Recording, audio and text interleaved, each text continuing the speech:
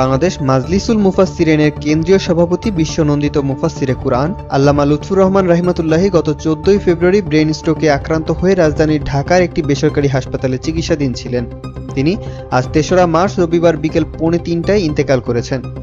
ইন্না লিল্লাহি ওয়া ইন্না ইলাইহি রাজিউন। আমরা তার ইন্তেকালের গভীর শোক প্রকাশ করছি।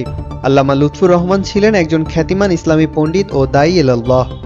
বাংলাদেশ আলেম সমাজকে ঐক্যবদ্ধ করার ক্ষেত্রে ইত্তেহাদুল উম্মাহ সহ তার ভূমিকা স্মরণীয় হয়ে থাকবে। তিনি বহু দ্বীনী প্রতিষ্ঠান ও মাদ্রাসার সাথে জড়িত ছিলেন। তিনি ছিলেন আলেম উলামা ও তৌহিদ জনতার আধ্যাত্মিক রাহবার। তিনি শিরক, বেদাত ও ইসলাম বিরোধী কার্যকলাপ বন্ধের জন্য নিরলসভাবে কাজ করে গিয়েছেন। তাকে আল্লাহ সুবহানাহু ওয়া তাআলা ক্ষমা ও রহম করুন এবং জান্নাতুল ফেরদাউসের উঁচু মাকাম দান করুন। আমরা তার শোকাহত পরিবার, পরিজন, আত্মীয় স্বজন, শুভাকাঙ্ক্ষী সহকর্মীদের প্রতি গভীর সমবেদনা জ্ঞাপন করছি।